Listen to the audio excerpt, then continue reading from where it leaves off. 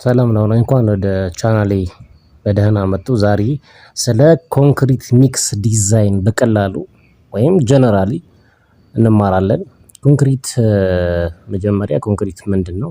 ኮንክሪት ማለት የሲሚንቶ አሸዋና ጠጠር እና ውሃ በመቀላቀል የምናገኘው የአርማታ ወይም ኮንክሪት ስሪት ሲሆን ይሄ ደግሞ ሚክስ ዲዛይን ይፈልጋል።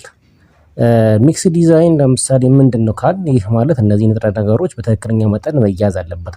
ጥሩ ሬሾ የተለመዱ ነገሮች ይኖራሉ። ለምሳሌ 1 2 4 1 2 3 1 እና 1.5 1 2 3 ማለት ያው እንደሚታየው ግሬዱ 25 ነው።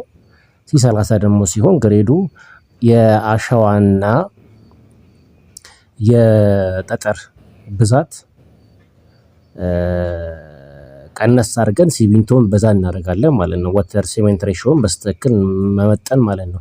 ወተር ሲሜንት ሬሾ ማለት ውሃ ብዛት መሆን የለበትም ማነስም የለበትም። ይሄ ለምሳሌ ካበዛንበት ሃርድ የሆነ ወይም ወፈር ያለ አንወርከብል ሲሆን ደግሞ አነስ ሲል ደግሞ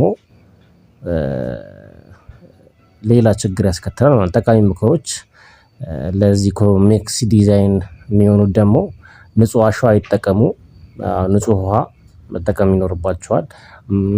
ልኬቱንም በስትክክል ለምሳሌ ልኬት ማለት ያው የራሱ ዲዛይን አለው በሌላ ክፍል እናየዋለን። በአጠቃላይ ኮንክሪት ሚክስ ዲዛይን ማለት ይሄን ያጠቃልላል። ያው ስለተከታተላችሁኝ አመሰግናለሁ።